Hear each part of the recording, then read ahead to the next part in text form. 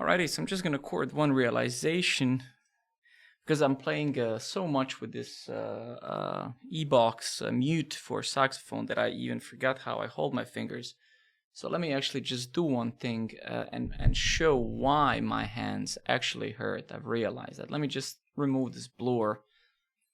So I'm gonna just remove the background. So you can see, I mean, my hands are like medium size, so they're not huge hands. So if I take the saxophone in this C shape, you can see like bigger fingers would naturally, I believe, like with this motion, they would kind of be more C. For me, I can see that sometimes if I'm pressing, I'm not kind of keeping them curved, I'm keeping this part of the finger flat. So you can see kind of that instead of, I think it has to be like, you know, it has to be basically like this, right? Instead of like this. So I think that's where the pain comes from. Pain comes from the fact that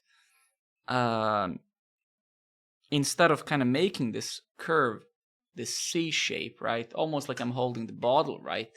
It's like holding the bottle with your fingers flat. So that's I believe the mistake. So instead of basically doing this, because I think because of these keys on the side, and I don't even know yet what they're for, I think I was kind of overextending and overdoing it. So I was trying to, by accident, not press these keys with my palm, right? Like these.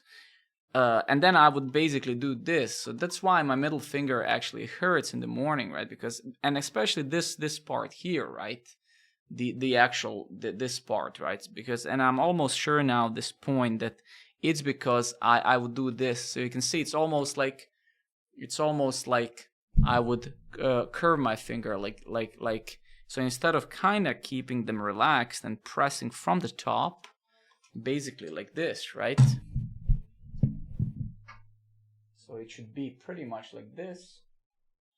I would flatten it, right? And you can see that the fingers are kind of almost like bending, right? So I don't think that's the way, right? I think fingers have to be like curved like this and relaxed. So coming from the top, on almost like you're holding the guitar, right? When you're holding a guitar, you're basically doing this. You're not doing this, right? Like the opposite, right? So it's the same here, I'm sure. You have to kind of do this.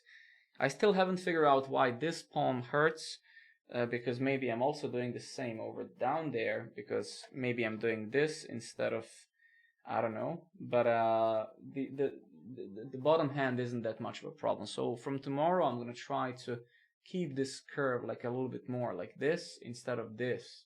So instead of doing this, I'm going to try more to do basically this, right? And then this, right? Yeah, exactly, right? Because I can already see that I'm doing this instead of kind of this, right? Yeah, but this is I'm just recording this tip for myself, just so I can, and it feels so good to hold the saxophone without this saxo mute, right? But what can I do? I mean, practicing in the apartment is impossible. But yeah, this is kind of the lesson, and I practiced today the bis key a lot with the B, so this B flat here.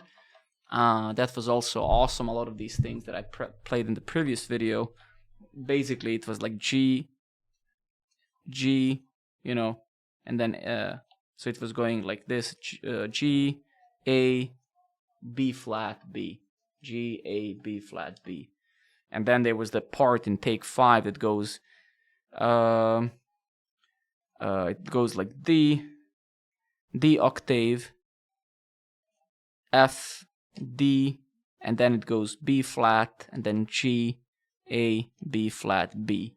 So that was the next section, right?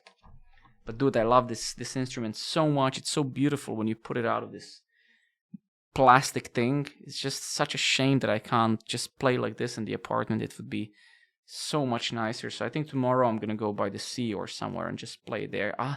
Even looking at it, it's so beautiful, man, right? It's so beautiful. All right, peace out, everybody.